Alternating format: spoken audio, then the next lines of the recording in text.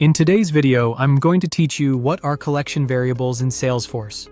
We'll build a quick example in Flow Builder so you can see how to create a collection variable, set it to hold account records, and use it in a loop. First, log into your Salesforce account.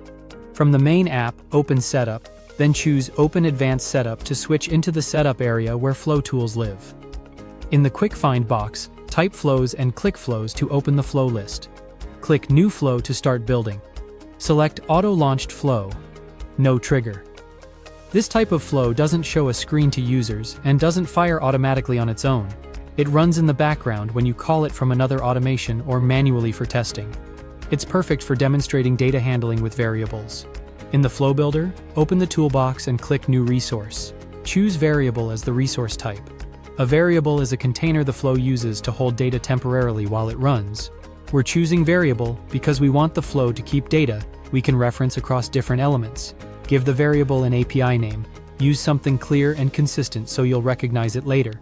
For data type, select record, because we'll store full Salesforce records, not just a text or number. Now enable Allow Multiple Values. Collection. A collection variable can hold many records at once. Think of it like a list in memory. Collections let flows gather rows of data, loop over them efficiently, and perform bulk updates in a single operation rather than one at a time.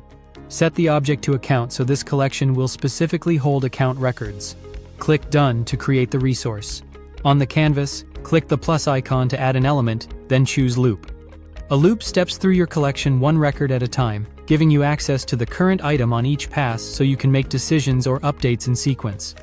Enter a clear label for the loop. The API name will autofill from that label, which you can keep as is. For the collection, select the account collection variable you just created. Then click Save. When prompted to save the flow, enter a descriptive flow label. Again, the API name will autofill automatically. Click Save. That's it. You logged in, opened Setup, created an auto-launched flow, defined a record collection variable for accounts, and attached it to a loop so the flow can iterate through multiple records efficiently. If you found this helpful, subscribe for more.